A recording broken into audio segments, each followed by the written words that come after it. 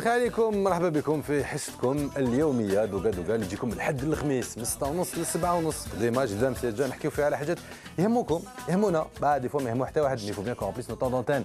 اليوم واش عندنا؟ شوفوا معنا في الصومال باش تعرفوا.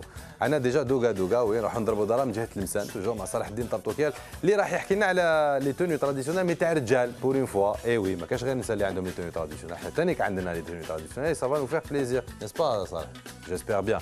نحكيو ثاني من جهه واحده اخرى على ليفينمون اللي راح يكون من 10 حتى ال 25 ماي الحالي اللي هو بيان سور المهرجان الاوروبي السادس عشر في الجزائر. اي وي الطبعه السادسه عشر لهذا المهرجان تحت الوان اوروبا. اي بطبيعه الحال اون غراند نوفوتي هذا العام راح يكون في بليزيور فيل دون تيارت.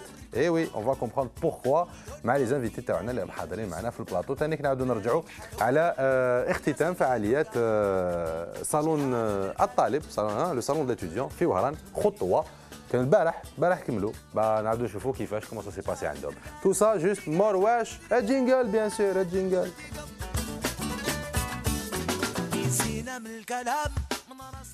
مرحبا بكم مرة واحدة أخرى et مرحبا بلي زانفيتي تاعنا. Bienvenue à vous, chers invités. C'est un plaisir de vous recevoir. Tout d'abord, Monsieur Dirk Bouda, représentant de la délégation de l'Union européenne en Algérie. Merci d'avoir accepté notre invitation et d'être présent sur ce plateau aujourd'hui. Merci de m'avoir invité. Salam alaikum. Salam wa rahmatullah, c'est un plaisir. Et Thierry Perret, vous êtes collaborateur artistique au sein de ce festival dans cette 16e édition. Bienvenue à vous, c'est un plaisir de vous recevoir. Merci, merci. Alors, la 16e édition, je vous présente, avant d'entamer le sujet de la discussion, je vous présente notre chroniqueur, Salah Din Tabtoukia. Marhaba bik Salah. Marhaba bik, salam alaikum. Je souhaite la bienvenue pour nos invités ou Moujahid El Karam. Alors, c'est notre spécialiste maison de tout ce qui a trait aux traditions, aux œuvres du patrimoine, tout ce qui touche un petit peu à la culture et à l'identité algérienne. Il s'en va, il fait la tournée du pays. Parfois, il ne veut pas revenir, mais on est obligé de le ramener à chaque fois. Bon, c'est un peu dur. Et cette fois, c'est du côté de Tlemcen qu'il est parti. Voilà. Et donc, on va avoir droit aux tenues traditionnelles pour hommes, justement, à chaque fois, on a la tenue traditionnelle pour femmes. Mais quand la tenue traditionnelle, les best qualités, les régals, وهذا المره نشوفوه سبيسيالمون تاع تلمسان اللي ما كاش بزاف اللي يخدموه مع حيره فيها ان بو سبيسيال نشوفوها فيما بعد. لقيت لطاي ديالك. كاين les tailles. Alors, 16e édition du festival européen en Algérie. Si on devait faire un bilan de ces 16 éditions, ça serait quoi, M. Bouda? Ah, un bilan des 15 éditions. C'est la 16e. Oui, c'est la 16e. Elle vient de commencer. Je suis nul en maths. Ah non, faut pas m'en vouloir. Très bien. Non, et je pense que la 16e, elle a bien commencé. Elle a bien commencé hier soir à la radio algérienne avec HK et les déserteurs, les amis de Thierry, il va en parler tout à l'heure. La salle était pleine, c'était interculturel comme tous les événements, c'était varié, le public était avec nous, ils étaient tous debout à la fin, donc j'espère que ça va être le bilan à la fin de tous les événements et spectacles. Vous avez dit, vous avez raison, on est dans plusieurs villes cette année, c'est un record. On est dans 6 autres villes qu'Alger, parce qu'évidemment, Alger, on est toujours ici et depuis plusieurs années maintenant, on a un partenariat avec la radio algérienne, on est à l'auditorium et on est aussi à la salle Ibn Khaldoun. Mais on est cette année dans 6 villes, 6 autres villes, et ça c'est un record, et c'est bien ce qu'on veut. On veut être en dehors d'Alger, on veut être dans le pays. Rien que pour les citer, donc il y a à Alger, bien sûr, Annaba, Béjaïa, Constantine, Oran, Tlemcen et une ville aussi, pour la première fois, Tiaret, dans laquelle vont se dérouler les festivités liées au Festival européen, à cette 16e édition. Monsieur Thierry Perret, vous avez rejoint l'équipe pour cette 16e édition ou alors ça s'est fait un peu avant, en aidant à l'organisation? Comme je travaillé auparavant à l'ambassade de France, donc j'ai suivi évidemment les différentes éditions précédentes, mais là c'est un rôle tout à fait différent. Vous êtes collaborateur artistique. Voilà, je m'occupe d'une coordination artistique qui consiste... Alors, la règle du jeu du festival, c'est qu'on a un ensemble de propositions artistiques, de groupes, notamment musicaux, mais aussi théâtre, etc. Ces propositions sont faites par les différentes délégations. Là, je crois que vous avez 17 délégations qui sont participantes cette année. Donc, il faut essayer de mettre un petit peu d'harmonie et de résonance entre toutes ces propositions et éventuellement proposer un certain nombre d'autres animations. Il y en aura cette année pour marquer justement qu'à chaque édition, il y a des innovations. Et c'est vrai, je pense qu'on va encore développer sur ce thème. Il y a beaucoup d'interculturalité, c'est-à-dire la rencontre des cultures et le mélange des cultures. C'est entre guillemets, le fonds de commerce du festival, cette interculturalité, au fait, du festival européen. C'est de promouvoir oui, il y a le mix des cultures. Deux fonds de commerce, je crois que c'est l'interculturalité, oui, mais aussi, effectivement, les cours de l'Europe, découvrir aussi la diversité de l'Europe. Vous savez, l'Algérie, traditionnellement, elle est plus ou moins connaît mieux la culture de certains pays de l'Union européenne. Dont la France. Et là, on voit, par exemple, on va avoir une finlandaise qui chante en kabyle. C'est quand même pas souvent qu'on a ça. J'ai peut-être une spécificité que j'aimerais bien compléter. Le tableau fait par Thierry, c'est que pas seulement on a un civil, mais on a plus de variété. On a beaucoup plus d'activités pour les enfants, notamment le théâtre pour les enfants, entre autres aussi à Thierry, comme vous avez dit. Mais l'autre spécificité, c'est Constantine. Je suis sûr qu'on va en parler aussi parce qu'on fait le lien avec l'événement, la manifestation Constantine, capitale de la culture arabe 2015. Puisque vous en parlez, on aborde le sujet. Vous avez à Constantine, c'est une exposition de photos qui a eu lieu avec le lancement du festival. Regard croisé. J'ai pas trop compris. On m'a fait le brief, mais j'ai pas vraiment compris le concept. Donc, si je m'excuse, j'aurais dû j'ai pas pu me déplacer. Déjà, j'ai pas pu me déplacer pour voir. Je suis mauvais dans la pub. J'aurais dû vous porter tout de suite le livre, ce qu'on a fait Regard croisé sur Alger. Il y avait une première résidence des photographes euro-algériennes, enfin de l'Europe et de l'Algérie, qui ont mis en valeur, je dirais, Alger ou les regards croisés des Européens et des Algériens sur Alger. Ça, on l'a fait en 2011. Et maintenant, à l'occasion de la manifestation Constantine, capitale de la culture arabe, on a eu l'idée de faire la deuxième résidence euro-algérienne des photographes, qui a eu lieu, en effet, déjà en novembre de l'année dernière. Donc, cette résidence a eu lieu, la prise de photos a eu lieu. Maintenant, il y a l'exposition qui va être inaugurée demain. Demain, le 13, à 17h, au Palais du Bay, et qui va durer du 13 mai jusqu'au 30 juin. Jusqu'au 30 juin. Et qui... on essaie de mettre en valeur, justement, mot-clé était avec le collègue patrimoine, le patrimoine de Constantine, qui n'est pas seulement architectural, les monuments, mais aussi l'artisanat, mais aussi des scènes de rue, les gens, les peuples, tout. Donc c'est assez varié. Le nombre d'artistes qui vont participer à cette 16e édition, il est de combien? Là, toute discipline confondue. Posez une colle parce que je n'ai pas forcément toutes les statistiques en tête. Même approximativement. Bon, à partir du moment où vous avez 17 pays participants, ça veut dire de toute façon au moins 17 spectacles correspondants. Un peu plus si on considère que certains pays comme l'Italie proposent 2 spectacles. Moi, je dirais autour d'une vingtaine d'animations, de manifestations. Le nombre des artistes, ça dépend évidemment. Vous avez des groupes musicaux qui viennent à 2, 3, 5, 11 pour HK les Déserteurs. Voilà. Donc il y a beaucoup d'artistes. Déformer les statistiques. Voilà. Donc il y a du monde qui circule. Et je pense que ce qui est quand même intéressant cette année, dans l'esprit de ce qui a déjà été dit, c'est que il y a un côté très fusionnel dans les... Bon, c'est notamment vrai dans les spectacles musicaux qui seront proposés, et ça reste un axe central, un peu la colonne vertébrale du festival. On est au printemps, la musique voilà. Adoucit les mains. Voilà, et ça stimule et ça donne envie de faire bouger les lignes. C'est ce qui se passe avec ces groupes, qui sont tous des groupes qui, à leur manière, composent sur l'idée de la rencontre des cultures. On pourra en dire deux mots en prenant quelques exemples précis de groupes, mais voilà, c'est chaque fois des offres un peu originales, y compris quand vous avez de la musique classique ou quand vous avez du théâtre pour enfants.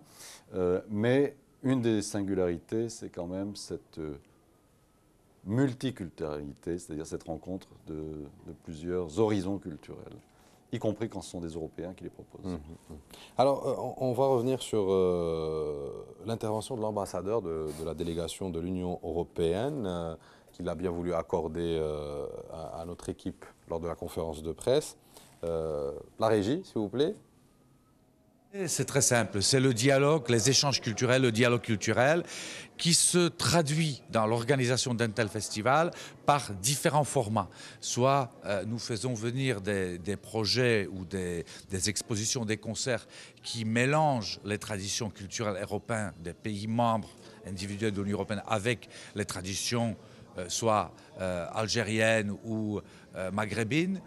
Soit nous organisons des tables rondes où ce sont des artistes algériens vivant en Europe qui vont échanger avec des Européens qui vivent en Algérie. Nous apportons des films qui parlent de la vie des Algériens en Europe. Nous cherchons tous les formats qui favorisent non seulement la présentation de la diversité culturelle européenne, mais aussi et avant tout le dialogue avec l'Algérie et le Maghreb et la région méditerranéenne. Marek Skolil, ambassadeur de la délégation de l'Union européenne à Alger. Le maître mot, c'est le dialogue, d'abord et avant tout, dans ce festival. Mais est-ce un dialogue inter-européen ou alors un dialogue entre Européens d'abord et Européens et les autres, pour expliquer un petit peu, parce que l'Europe grandit d'année en année, de jour en jour. Elle subit aussi des pressions, comme le reste du monde. Et ce type de festival, on pourrait le voir comme étant une façon aussi de maintenir cette union sacrée. Je réponds d'abord, c'était évidemment un très bon résumé de Marek Skolil de l'événement. J'ajoute un adjectif, c'est un dialogue interactif surtout. Un dialogue interactif. Et il est surtout avec les différentes facettes, ce qui offre l'Europe, avec les différentes couleurs de l'Europe, avec le public algérien et avec les artistes algériens. Comme ça que je le vois, les choses. Mais il y a aussi un autre aspect. Il n'y a pas le folklore hongrois ou seulement la musique finlandaise ou classique, etc. Il y a beaucoup l'aspect fusion aussi, ce que Marek Skolil a mentionné. Il y a déjà mélange de genres, si vous voulez, déjà dans l'offre des différents prestataires européens, disons, qui sont là et qui se produisent. Et donc, il y a la mixité qui est déjà là à l'origine. Et encore, on parle de HK Déserteur, qu'on a mentionné, ils sont en soi déjà, c'est déjà un produit interculturel qui vient en Algérie, qui a interprété Jacques Brel. Ce sont des Français d'origine algérienne qui interprètent Jacques Brel, qui est d'Alger, un flamand qui chante en français et qui après prennent des villes algériennes dans leurs chansons. Pour s'approcher davantage du public. Et là, c'est l'interactivité. Voilà. Oui, si je peux bien sûr. Ajouter un mot. On a parfois entendu dire, tiens, l'Europe, on aimerait que vous nous envoyiez des artistes européens et pas forcément des artistes algériens vivant en Europe. Mais je crois que ce qu'il faut noter quand même, c'est qu'aujourd'hui en Europe, ce qui émerge, c'est justement cette scène multiculturelle.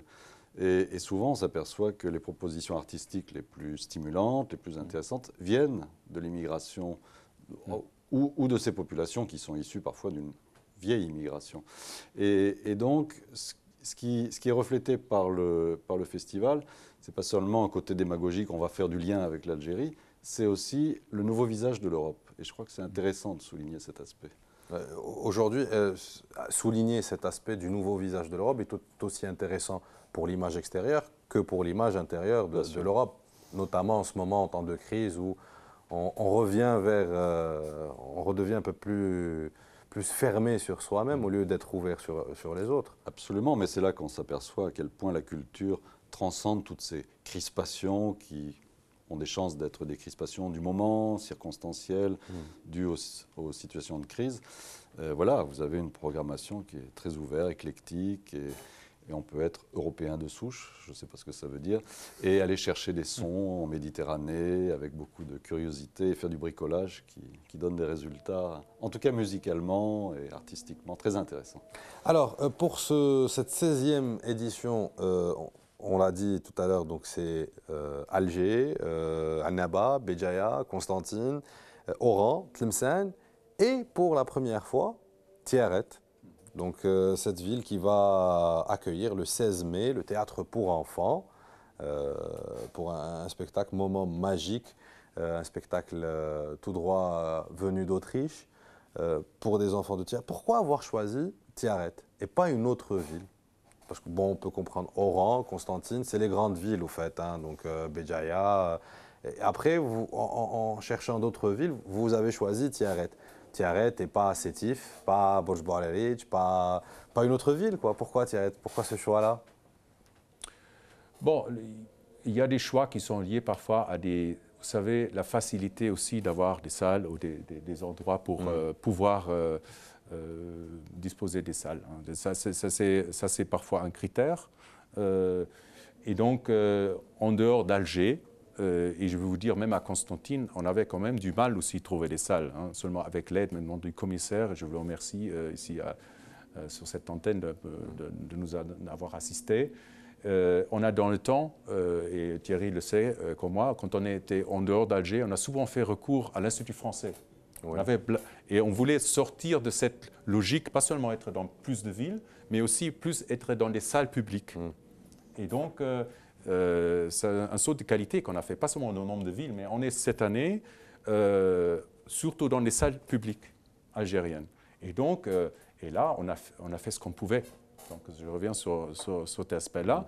Et aussi une volonté, je pense, qui a été exprimée par Max Coril dans un interview déjà. On aimerait bien aller dans le sud. Oui. Et ça, c'est l'idée pour l'année prochaine.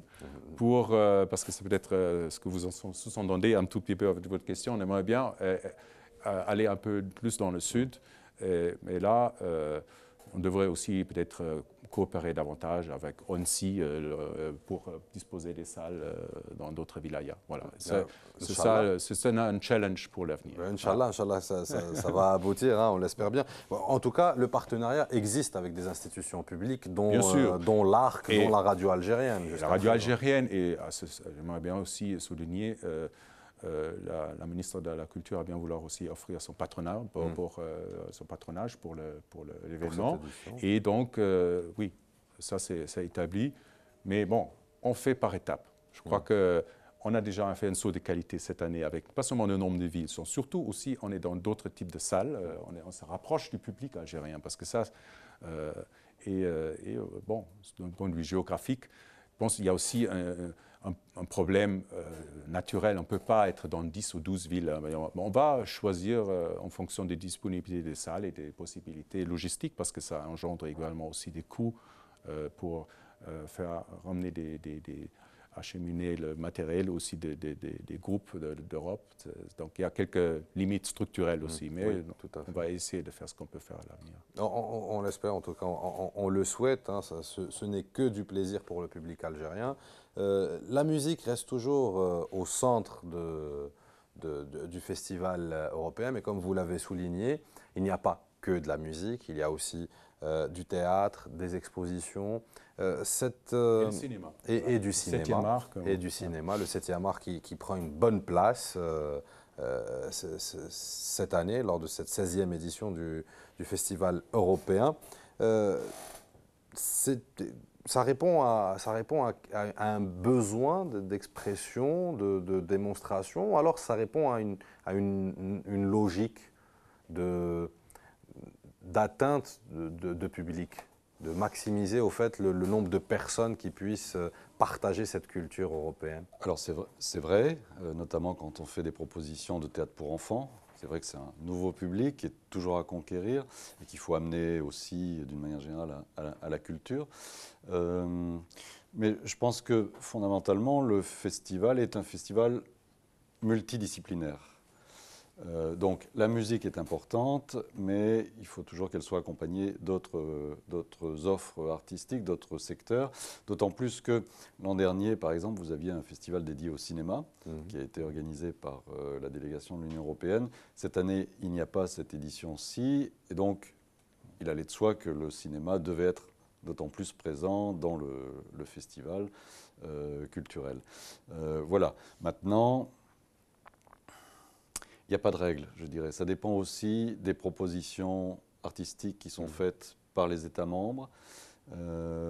Curieusement et heureusement, cette année, il y a eu une certaine convergence dans les choix qui ont été faits, et notamment en termes de musique fusionnelle qui mélange les genres. Il y a eu quand même beaucoup de propositions, j'en ai dénombré 8 ou 9 qui correspondent un peu à cet axe. Ça correspond, c'est vrai, à ce qu'il y a sur les scènes européennes, où la world music est quand même maintenant très présente, et elle irrigue tous les autres genres, y compris quand vous avez un bluesman comme Igit, qui n'est pas un bluesman, qui fait de la chanson française, mais avec une expression dont on sent bien qu'elle mélange les inspirations.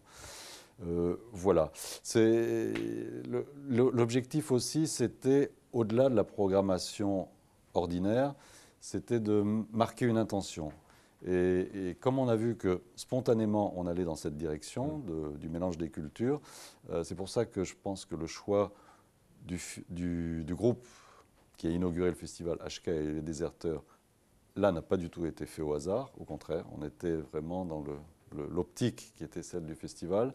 Même chose avec les choix de programmation annexe, comme l'organisation de la table ronde, qui va clôturer d'une certaine manière le festival le 25 mai, qui va inviter des artistes d'origine algérienne vivant en Europe à venir s'exprimer sur leur travail, leur parcours de vie, qu'ils expliquent un peu est-ce que c'est difficile ou pas de vivre en Europe, notamment en activant dans le secteur artistique, qu'est-ce qu'ils ont comme idée sur les passerelles qui peuvent être jetées entre l'Algérie et l'Europe. Voilà, et on va les confronter, il n'y en a pas beaucoup, mais à quelques artistes européens qui ont choisi de vivre en Algérie. Et voilà, bon, ça c'est un exemple. Et le film de clôture, qui viendra après la table ronde, chez Balouisa, est un film très réjouissant, très léger, très vivant, justement sur le thème de cette immigration entre plusieurs cultures. Donc voilà. Et comme ça, la boucle sera bouclée, voilà, finalement. Alors on va faire une petite pause, on va se diriger vers Oran qui accueille, elle aussi, le festival européen. Ça sera le vendredi 22 mai, le lundi 25 mai, avec un spectacle de musique flamenco pour le vendredi et du cinéma. Du cinéma et du jazz, au fait, pour le lundi. Jazz maghrébin, hein, vous avez vu. Oui, c'est ça. Oui, jazz maghrébin, vous faites bien de le souligner en plus.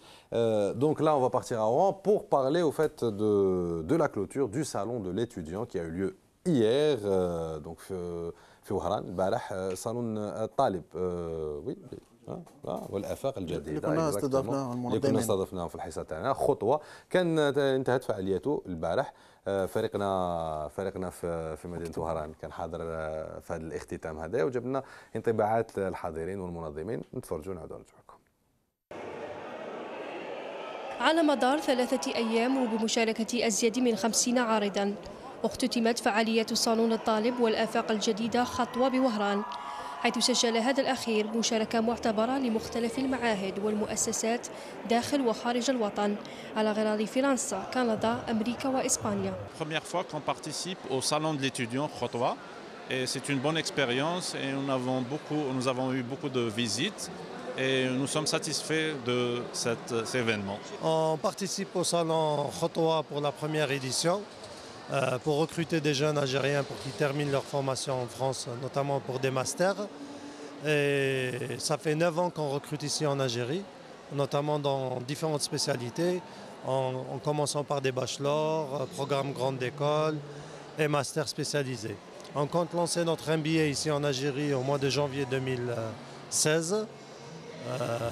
Ça va être la première édition à Alger. On a participé pendant 3 jours à ce salon parce que voilà, c'était le moment propice pour proposer nos produits de formation pour la rentrée prochaine.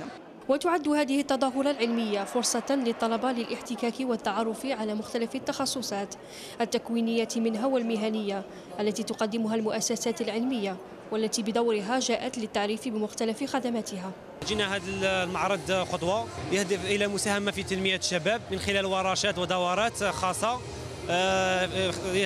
من خلال التوجيهات التي يقومون بها من أجل تعليمات في المستقبل. الهدف تاعنا non seulement c'est pour que nos jeunes sachent un petit peu les spécialités qu'on peut leur fournir selon ce que demande le marché et éventuellement avec tous les partenaires qui sont ici, pourquoi pas d'établir des conventions cadres. Après ça sera des conventions spécifiques afin que des nouvelles compétences que nous on cherche, on les trouve dans le côté entreprise, institution.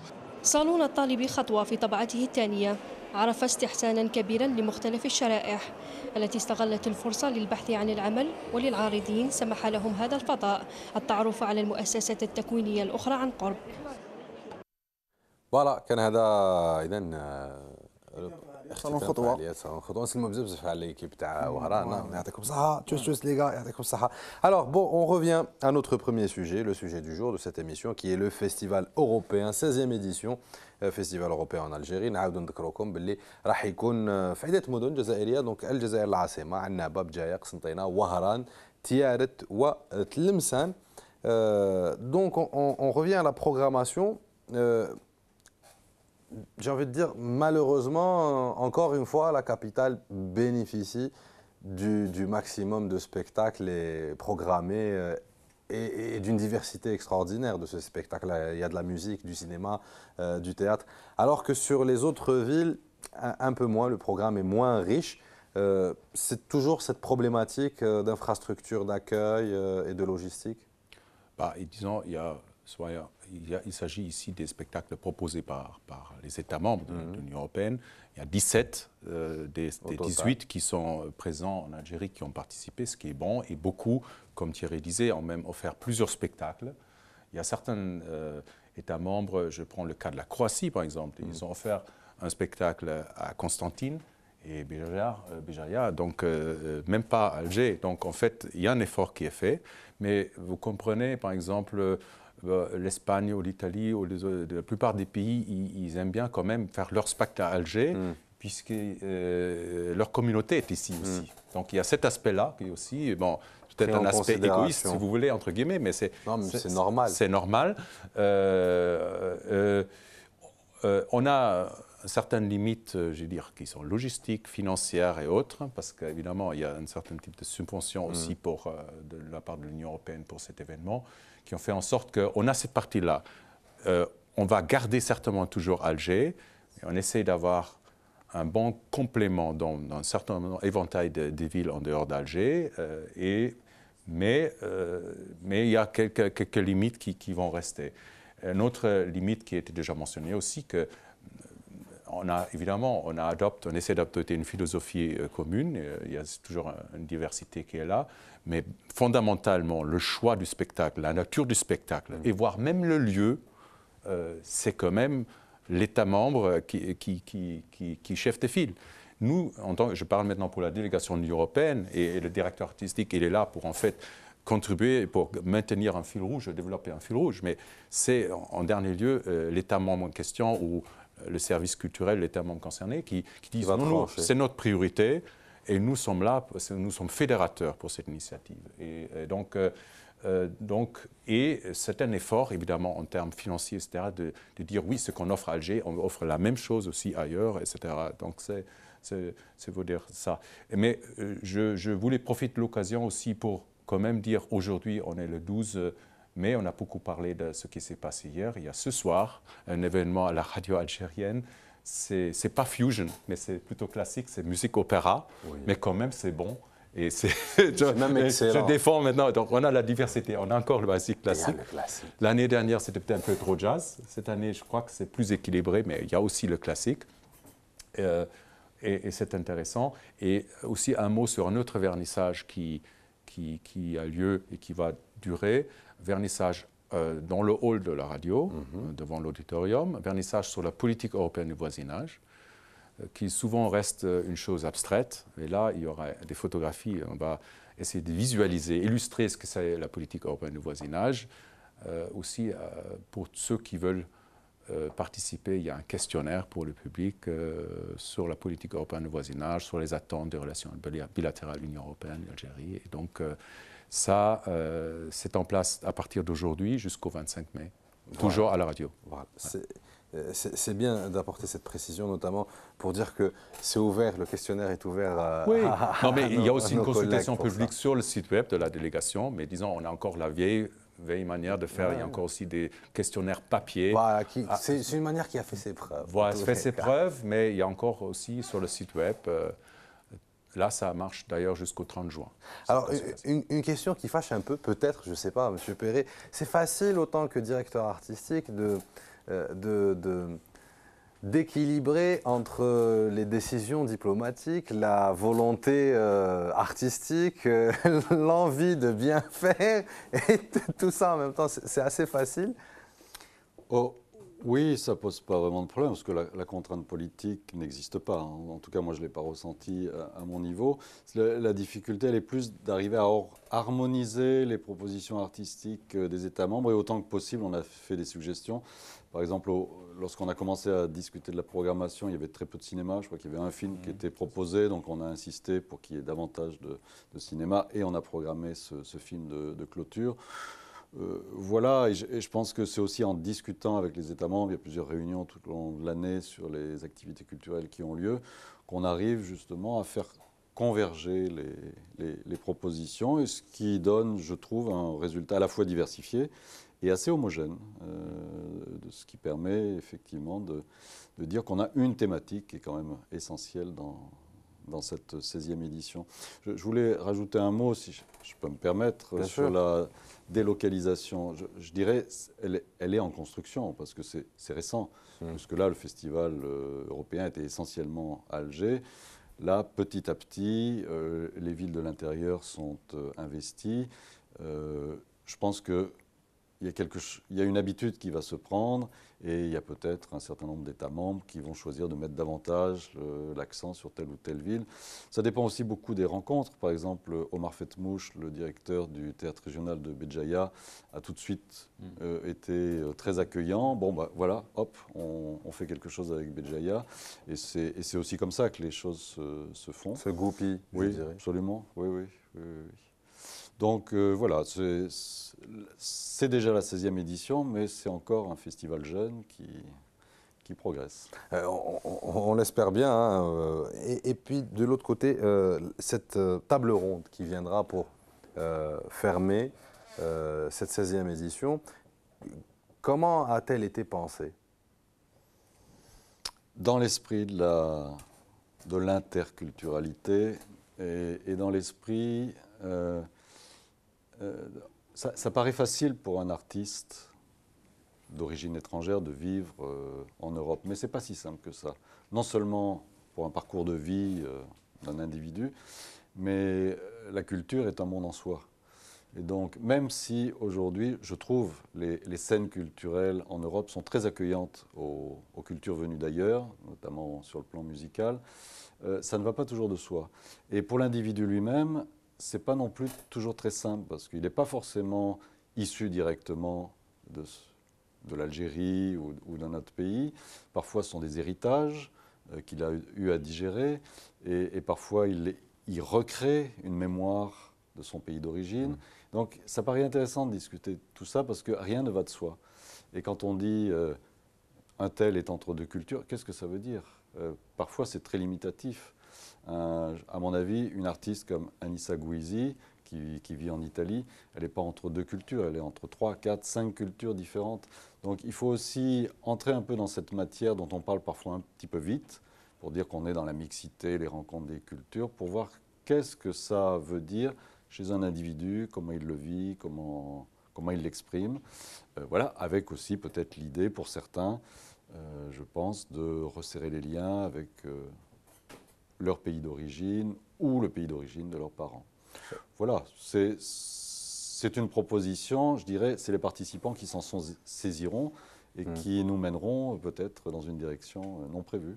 Y a-t-il aujourd'hui intérêt à définir cette interculturalité aussi bien au niveau européen qu'au niveau international? Bon, la culture, c'est une question très politique. Donc c'est pour ça aussi, et là j'en reviens à cette idée, il faut que des individus nous expliquent comment eux ils vivent la question culturelle. Parce que souvent vous avez des messages qui sont très politiques sur la culture, qui sont en fait plus ou moins idéologiques, qui répondent à des stratégies, alors qu'au fond il y a des hommes, des humains, des hommes et des femmes qui vivent cette rencontre des cultures qui est quand même, quoi qu'on en dise, la marque de fabrique de notre période, de notre époque. La mondialisation fait que les gens voyagent, tout s'interpénètre, tout s'échange, mais comment? Et voilà, donc il faut que des gens en parlent, et en particulier dans un secteur qui, par définition, est très ouvert, la culture, mais où je pense que ce n'est pas si simple, parce que là, il y a aussi des concurrences, il y a aussi des vogues avec lesquelles il faut passer des compromis ou pas. C'est intéressant d'entendre les artistes s'exprimer là-dessus. Moi, je dirais on n'a pas besoin d'une définition nette et claire, et en tout cas, s'il n'y a jamais une définition, elle sera plutôt inclusive. Et disons, l'interculturel se pose déjà à l'intérieur d'un pays, que ce soit en Algérie même ou dans un pays européen. Donc, dans ce sens-là, c'est l'individu, oui, mais aussi, je dirais, ça devrait être, si on le définit de manière inclusive, donc, sans utiliser un mot qu'on n'aime pas dans certains pays de l'Union européenne, communauté, mais où je n'ai pas de problème idéologique, mais qu'on parle de ça, parce que ce mot est parfois attribué négativement ou positivement. Voilà. Mais je comprends tout à fait. C'est quand même incroyable qu'on soulève cette problématique aujourd'hui, à l'ère des réseaux sociaux, du partage permanent, presque instantané, de l'interconnectivité des individus, des groupes, des sociétés entre elles. On revient vers poser la question autour de l'individu et de son expérience individuelle au sein d'une société. Je trouve que c'est une approche, au-delà d'être intéressante, il fallait y penser, quoi. Il fallait se dire, bon, il faut revenir à l'individu d'abord, et on salue cette initiative en espérant qu'elle puisse apporter tout ce qu'il y a de positif, aussi bien pour les artistes européens que pour les artistes algériens et pour les Algériens et les Européens en général. Alors, je vous propose aussi de partir du côté de Tlemcen, puisque vous allez y être, hein, rappelons-le encore une fois. Ça sera donc le samedi 23 et le dimanche 24 pour des spectacles musicaux. Ça va être de la pop fusion, du flamenco et du jazz. Apparemment, il y a beaucoup d'amateurs de jazz au sein de l'équipe qui organise les plannings. Mais il y a moins que l'année dernière. Donc je vous assure. Quel dommage. Oui, mais il y avait des critiques que c'était un peu trop le jazz et le saxophone l'année dernière. Et je crois que de ce point de vue, il y a plus de variété musicale et plus de variété de genre en général. Il y a plus d'accordéon cette année oui, voilà. que de saxophone. Tout aussi bien. Alors, on va partir du côté de Tlemcen avec notre chroniqueur Sahdine Tabtoukia pour parler d'artisanat. D'artisanat, toujours dans la promotion du patrimoine de la ville de Tlemcen exactement. Comme قلت شوقي في سومر لا توني تراديسيونال اللي بس تقليدي تاع لا فام صافا مازالوا محتفظين به كاينين بزاف انا نشوفوهم. وي مزيان كاين العراس. مي اون باراليل اللباس التقليدي الرجالي سمحنا فيه بزاف وين تراجع وين براسك ولينا ما نشوفوش كاع عيتيك خاصه هادو 20 و 30 سنه الاخرى في الجزائر سواء في كاع مناطق الوطن. هاد المره تلاقينا لهذا تلاقينا زرنا حرفي اللي اسمه اسماعيل نهاري مختص في لباس تقليدي الرجالي التلمساني سبيسيالمون اللي هو حرفي في لي دو سونس ما حرفي في اللباس النسوي والرجالي الا انه اختص في اللباس التقليدي الرجالي. علاش وكيفاش نشوفوا في الريبورتاج.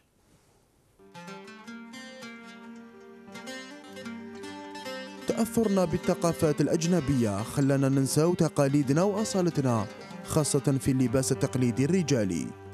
كان بعض الأشياء اللي ربما كانت عندها نية يعني مليحه، ولكن كنشوفها اثرت على خاطر كانت النيه عند الناس اننا يعني شعب متحضر، يعني شعب متطور، يعني اصبح يعني اللباس العادي كما نشوفه احنا اليوم بين قوسين اللباس الاوروبي يعني يقتنى في معنى كما نقولوا لبسها كرافات هذا في المناسبات، يعني باش نبينوا بان يعني الجزائر يعني في بلاد في المصاف الاول، ولكن هذا كان على حساب الاشياء اللي تخلينا عليها من بينها من هذا اللباس التقليدي الرجالي. رغبة الحرفي اسماعيل نهاري بإعادة إبراز اللباس التقليدي التلمساني شجعوا باش يبدع فيه ويشارك به في عدة معارض وطنية للتعريف بجزء منسي من تراث مدينة تلمسان.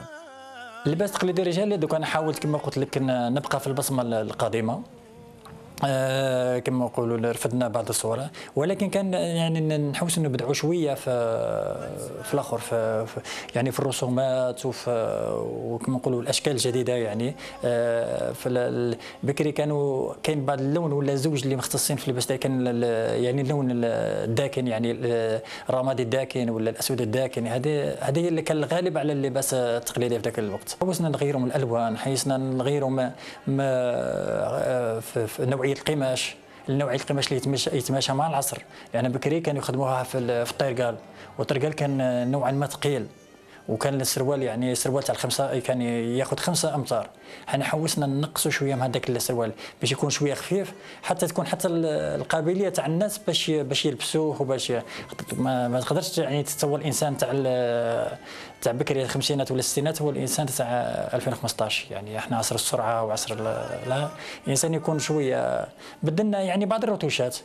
وفكرنا حتى مثلا كما نقول احنا فكرنا حتى في العنصر الشبابي، كان اللي ما يتقبلش يعني نوعا ما باش يلبس لك سروال عربي ويقول لك هذا تاع الكبار ولا تاع باش ولينا عملنا لهم حتى السروال العادي كما اللي شفتوا في الاشكال اللي عملناها، ولكن الشيء الفوقاني دائما حافظنا على هذيك الرمزيات يعني المقفوله والقاميس ودابا بهذوك التطريزات والاشكال اللي كما نقولوا دائما نعودوا للاصل يعني للاصاله. إعادة إحياء اللباس التقليدي الرجالي تستلزم عملية تحسيس للشباب من أجل الالتحاق بالتكوين لمواصلة المسيرة وتوفير تنوع في هذا المنتوج الأصيل. شيء منعدم يعني دوك باش يقبلوا على الحرف التقليديه وهذا، ما بصح العنصر الاناث يعني على الاقل عندهم ديك الرغبه، يحبوا يتعلموا، يحبوا ولو الدراري هكذا يجيو يتعلموا بصح مباشره يعاود يبان لهم تكون عندهم ديك الحب الحرفه وهذا، ولكن ما يتميزوش يعني الصبر ما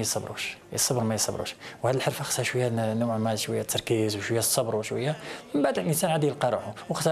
والعنصر الاساسي هو انك تحب هذيك الحرفه. الماده الاوليه راه كاين دروك هذه اليد العامله خص عمليه تحسيس، وخص حتى كما نقولوا هدف هكذا بين الحرفيين، يعني الحرفي يعطي هذيك النظره الايجابيه على الحرفه. يعني كنت نقولها بكل صراحه، الا ما راش معيشتني هذه الحرفه علاش راني باقي فيها؟ نقولها بكل صراحه، دوك الا ما نقدرش نكسب القوت تاع ولادي من هذه الحرفه نمشي نحوس على خدمه واحده اخرى.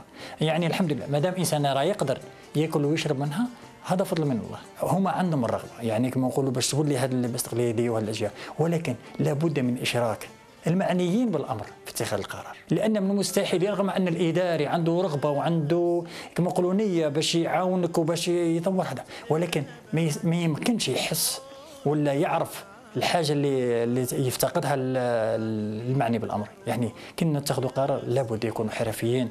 على الشباب الجزائري العودة للاهتمام باللباس التقليدي ولو كلباس في المناسبات الدينية والاحتفالات وكصنعة يكسب منها قوته ويبرز حضارتنا وهويتنا.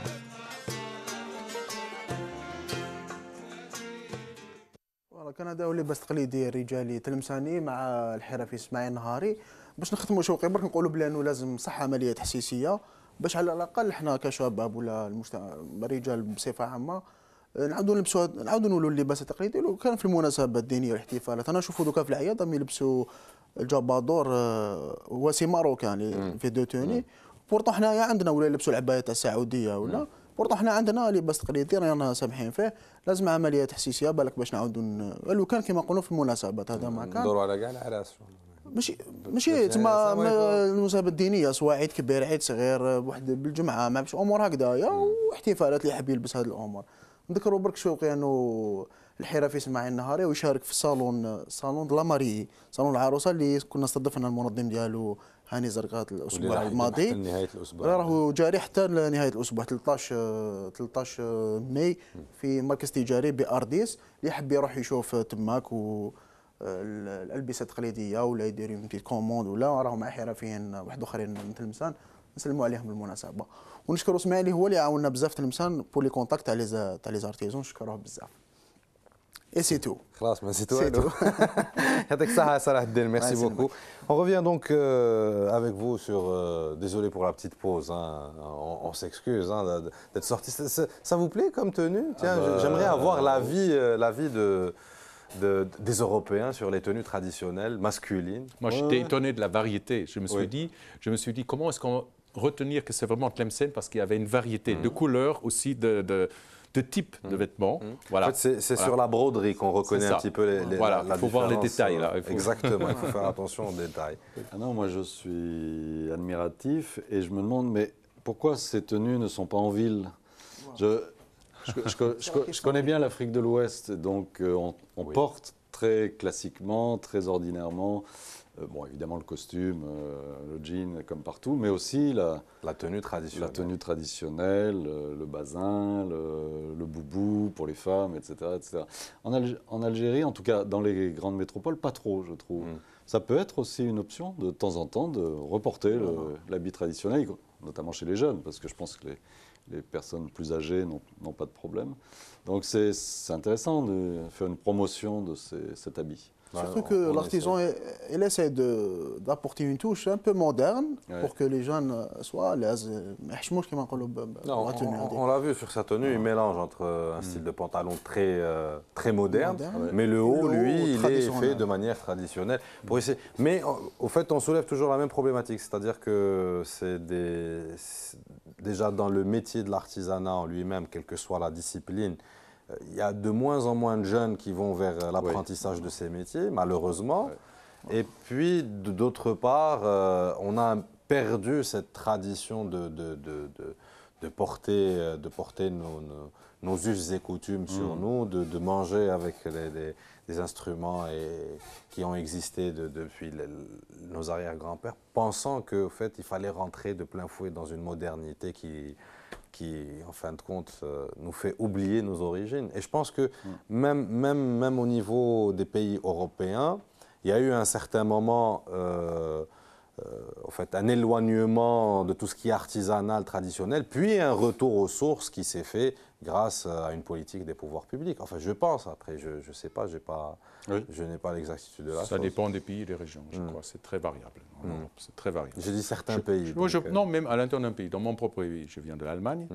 C'est beaucoup plus prononcé en Bavière, par exemple, que dans d'autres régions de l'Allemagne. Et ça varie. Ça varie. Et il y a des raisons, plusieurs raisons pour ça, que c'est assez vaste. Voilà, oui. Et ce n'est pas toujours la politique seulement du pouvoir public. Mais elle peut contribuer, c'est sûr. Elle peut aider. Comme elle peut aussi éviter certains problèmes. Mais vous savez, c'est très intéressant, parce que même les phénomènes conçus de manière un peu péjorative peuvent être favorables.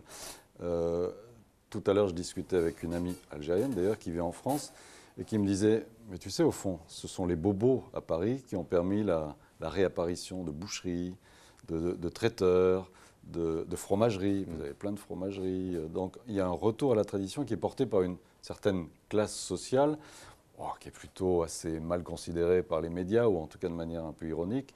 Mais voilà, il y a aussi des aspects positifs. Et puis, je pense à une chose, l'heure est au consommé algérien, si je ne me suis pas trompé. Donc voilà, ça peut être favorable. On l'espère bien, on l'espère bien. Merci en tous les cas d'avoir été nos invités pour cette émission. Rappelons encore une fois que le festival européen, 16e édition, se déroule du 10 mai jusqu'au 25 mai à travers les villes d'Alger, Annaba, Béjaïa, Constantine, Wahran, تياتي تلمسان. اذا المهرجان الاوروبي طبعا 16 في الجزائر، حتكون في الجزائر العاصمه عنابه، بجايه، قسنطينه، وهران، تيارت وتلمسان من 20 حتى ل 25 ماي. Musique, fusion, théâtre, cinéma, exposition, voilà, vernissage et exposition, et table ronde à la fin, le 25 mai. دونك راح تلقاو كلش انتم لا كنتو Et gratuite. Voilà, j'allais le dire à l'instant même. L'accès est gratuit selon la disponibilité des places. Donc, دخله باطل. إلا ما كاش بلاصة الله غالب ما كاش بلاصة. شوفوا من برا ولا شوفوا شي واحد يفيلميكم. Mais alors, je vous prie de finir. Je vous donne le mot de la fin pour finir cette émission. Seulement merci à tous nos partenaires européens et algériens, voilà. Et pour les salles à Alger, c'était notamment, évidemment, la radio algérienne, notre partenaire, et la Wilaya. Donc, un grand merci. Ça se passe sur 2 salles, au fait, encore. Ibn Khaldoun et l'auditorium de la radio. Et un remerciement aussi spécial au commissaire, à Constantine. Commissaire de l'événement Constantine, capitale de la culture arabe 2015. Voilà, merci beaucoup, M. Perret. Bon, peut-être 2 rendez-vous choisis totalement arbitrairement. Le 19 mai, il y a évidemment Stina, cette Finlandaise qui chante en kabyle. Je pense que tout le monde en a déjà beaucoup parlé et ça va être un moment du festival important. Et puis on parlait de costumes. Si vous voulez voir de très beaux costumes, samedi 16 mai, il y a la danse folklorique hongroise.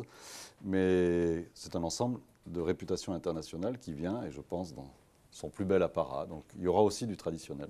Merci beaucoup, Monsieur Thierry Perret. Vous êtes collaborateur artistique, directeur artistique aussi du Festival culturel européen en Algérie. Monsieur Dirk Bouda, merci encore une fois. Vous êtes représentant de la délégation de l'Union européenne en Algérie.